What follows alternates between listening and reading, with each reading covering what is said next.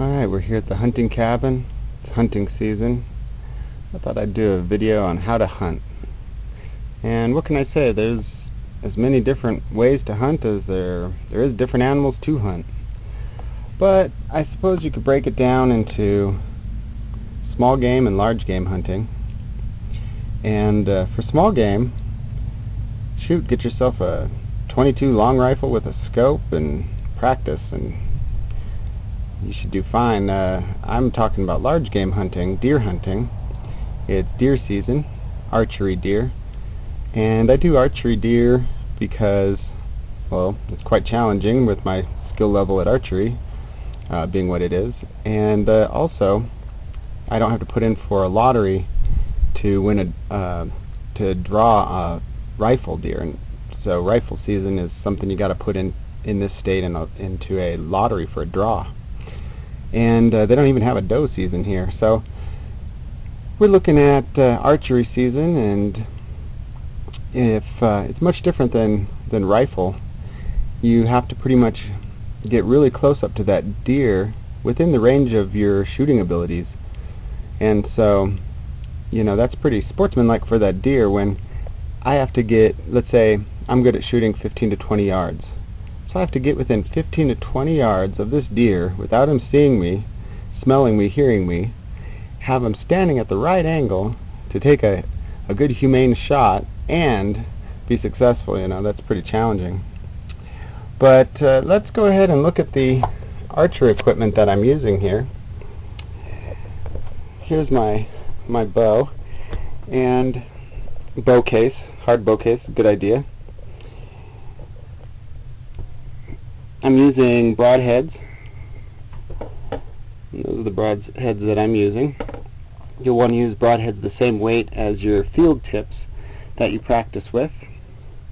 And you want to use a really hard, dense foam target to practice with, because there's a lot of force. This is a 70-pound pool, and the draw weight. And so, you know, there's quite a bit of force. When I shoot this, I use a trigger release, and I've put a mark on this so that I know exactly how to get the same fit on this trigger release every time I use it, because you want everything to be the same. And this trigger release clips on here, and then it just releases exactly like a trigger on a gun. And then this sort of a makeshift kisser button that touches on my lip in the same place every time. So I'm wearing my trigger release the same, I'm standing the same, I'm drawing it to the exact same anchor point, and then I look through this peep sight, and that circular peep sight matches this circular fiber optic sight, and then those are for 20, 25, and 30 yards. And then this is a whisker biscuit. The arrow rest goes, and this is really nice because there's no way that you can mess that up, and the arrow shoots right through those hairs, whiskers. And then I got a stabilizer on there, and that just helps along with these string silencers to make a nice shot and not have it go boing. But at any rate, this isn't the newest bow. It's kind of a heavy bow. I'd recommend getting something new, brand new and light, but I'll work my way up to that. It's been a while since I've shot a deer, so I think I kind of need to earn a nicer bow. But there's that set up, and I'm using some camouflage clothing. This is called a scent factor, and that's so that the fabric doesn't absorb the human smell quite as much. And I also wear my belt here to make sure that I stay the hunter, not the prey. But you want to have a knife in case you get a kill. You want to, you know, gut it or even quarter it to remove it from the field. But back to clothes. You can wash your clothes in a hunter's soap that has carbon of some nature, like activated charcoal, so that you can't have your scent in your clothes.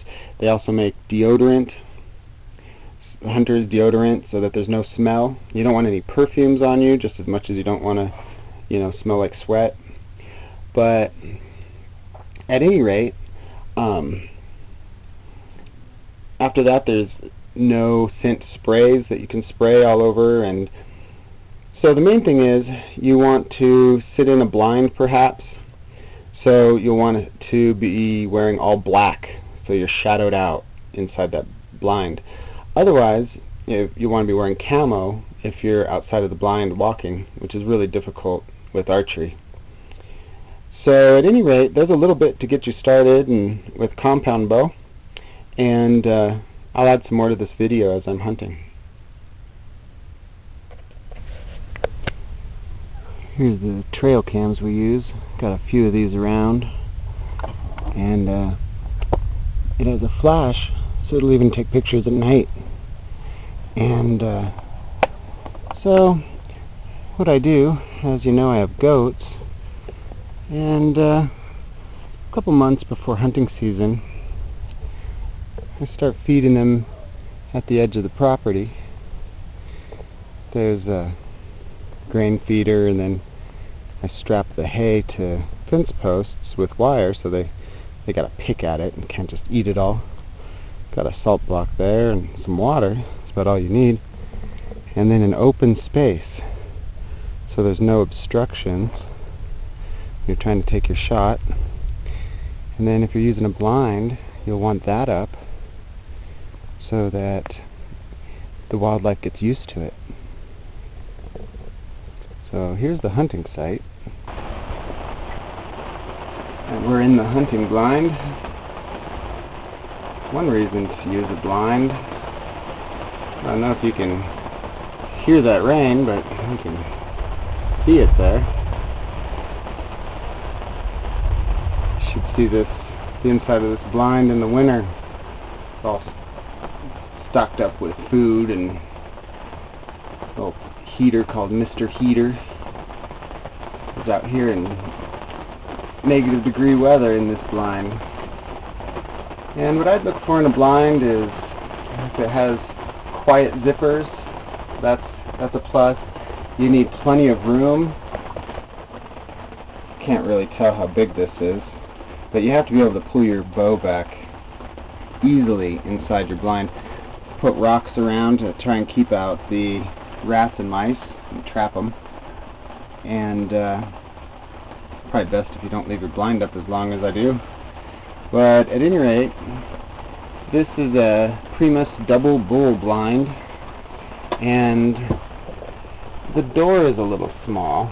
I'd like a bigger door, but there's a lot of these sort of little peepholes, and that's cool. This mesh, this is a shoot-through mesh. So you can actually shoot your arrow right through this mesh, and so that helps you not be seen. Deer have really great eyesight, especially does. Smell and hearing too. They're actually pretty challenging prey.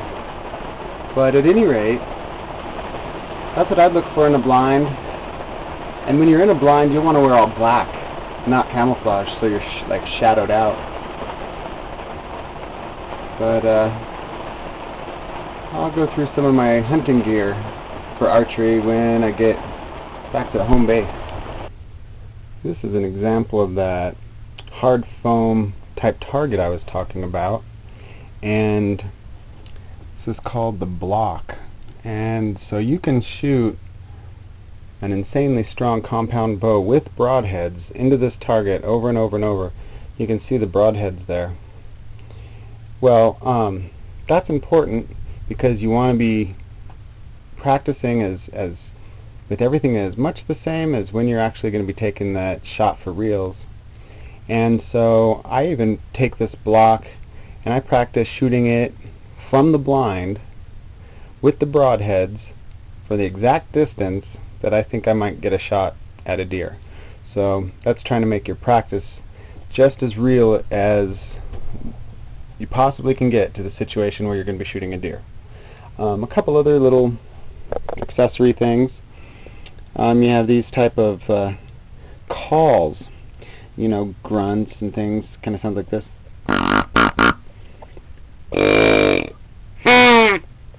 And a lot of people are into these for calling in deer. During rut, you can rattle some antlers together and they'll come check out that noise. But what I think these would be useful for was if a deer's walking by and he's not giving you a good shot, he's standing at a bad angle, you can give a short little sound that might make him stop, put his head up, wait a minute, and you might be able to get a good shot. Other than that, just some wax. You want to keep wax on your bowstring and whatnot.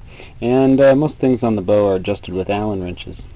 So there's some accessories, a little bit of an idea on how you might use this deer call. And then the main thing with archery, practice. Alright, well, that's it for now. I've been walking this trail, our four-wheeler trail. The quads made it sort of flat, and it would be a nice place to see some tracks, see what kind of action is going on. My MO is to sit in the blind and have the deer come to me, but I want to see what kind of sign is on the other opposite edge of my property. Here's what I'm looking for, where there's a tree obstructing any view of me, and then as I come around the tree, there's going to be this opened area, all grassy, where the deer might be grazing, but I could sneak around that tree and they wouldn't see me coming around the tree. And then that's about the right distance for my shooting abilities there. But that's what I'm looking for, and we'll see if I see any sign, and then I'll probably head to the deer blind before dark, a couple hours before sundown. Well, here's an old track, and might even be a male deer. I'll make this track a little more visible for you. Kind of, there's but it looks like there's some little indents here and here. And then there's those two little dew claws on the track. Then that means it's a buck. But I was checking out this game trail, so there's a tip for you. Be familiar with the game trails, and it recently rained, and so the negative there is that it sort of washed away a lot of sign, but at the same time I would really be able to tell easily if it was fresh sign because how the track would look in the mud. And with snow, when you're hunting in snow, it's kind of the same thing.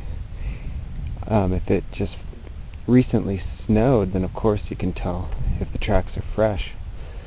Another way you can tell if the track in snow is sort of crystallized, or the snow looks sort of melted in the track, then it's older because of the body heat of the animal and the compressing of the snow. It sort of melts the snow inside of the track. So, not a lot of sign, doesn't look like. I think if we had a cold snap, that would help. That's another thing to look at, besides your game trails, is the migration patterns. I'm looking at cold weather, and it seems as if the deer seem more populated in this area when it's colder. So look at the sign, try to eat from season to season, watch their migration, and be familiar with the game trails where you're hunting. So there's a few tips for you. Here's something we're trying to do. We put about a half a dozen railroad ties in spots where there was sort of drainages so that there would eventually be sort of a natural terracing effect. And it seems to be working, but that's something you could do to help out the animals on your property. You can, make little areas for them where there's some flat, fertile grasslands, or, bring in some different vegetation that they would like. But I'm heading back to the cabin. I'm going to eat something and then go up and sit in the blind until sundown. The thing is, I'd probably be heading back to the cabin even if I did get a good shot on a deer. When you're doing archery, if you do get a good shot on a deer, you don't want to press them. You want to pretty much let them run off, and don't chase them or anything like that. You want them to just sort of lay down and bleed out. Otherwise they could walk for miles. So, they'll probably just think something bit them, go bed down for the night, and then they'll just peacefully bleed out. I've even heard of deer grazing, and someone getting a really nice heart shot, and the deer put its head up and looked around, but it didn't even run off. It then just kept grazing, and eventually just fell over. Sounds pretty humane to me. One thing you might want to do, though, is go find your arrow. If you do get a shot on a deer, you can look at your arrow, and then you can tell if your arrow is really bloody. Maybe you got a heart shot, or if the blood on the arrow is kind of frothy, then you probably got a lung shot. And if it smells like bile, then you probably got a gut shot. So look at your arrow if you get a shot, and you can probably tell what type of shot it was. Then don't press them. Wait at least 20 minutes, even a half hour, and then see if you can find a blood trail. It was hard in the winter. We had huge bucks on the trail cams, but they were all coming in and being nocturnal. So, we did a lot of hunting, just at dark, just as it's starting to get dark. And if you shot a deer then, you'd probably want to just go back to the cabin and go to bed and look for it the next morning. But at any rate,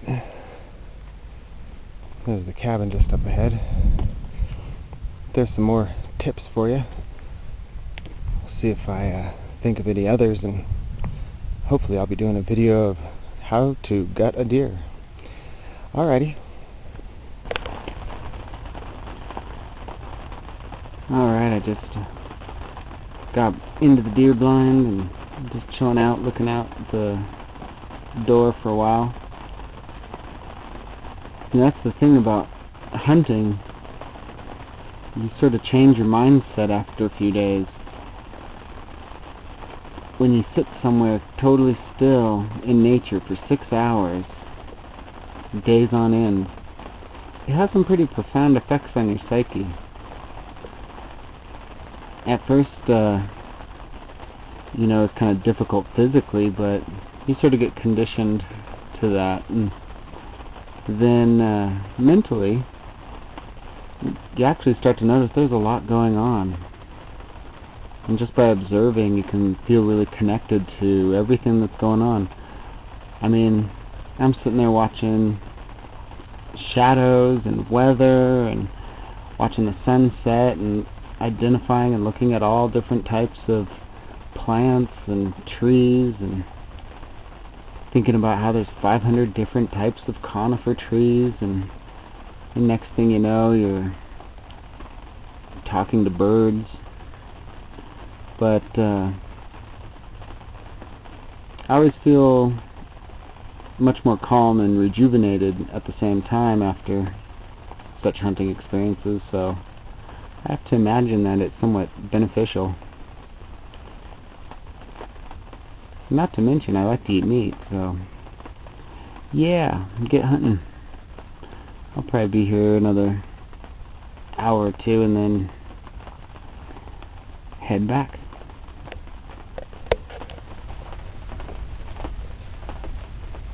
Well, a little bit longer and then I'll head in.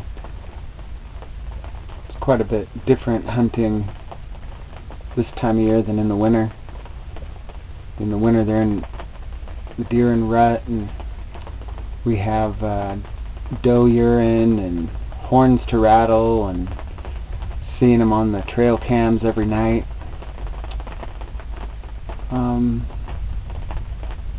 Right about now it seems like they haven't been migrating through here yet. Not seeing much on the trail cams and not a lot of sign. Well, there's been a lot of weather, so we'll see what that does. I'll keep you posted. Well, if you're watching this, I guess I'm wrapping up this video not with how to dress a deer and gut a deer, skin a deer, but instead it's kind of a message about hunting. You know, I think hunting is very important. You know, it's a part of my family's culture, and you know, anyone can be a part of this culture. It's the culture where we embrace older and better ways. You know, the culture of the pioneer, the farmer, the rancher, settler.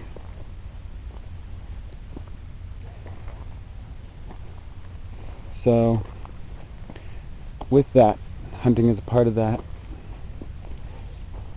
and I believe in being a part of the system. I don't think we're better or separate from the ecosystem. I think we're part of it, and I think that we need to live with the animals. I always think feed 100 animals to eat one of them. So, to me, hunting is not just being conscious as a meat eater, not just being a part of the process of eating meat, but more of a part of a culture and being a part of everything. So that's my take on it. Hope you enjoyed the video.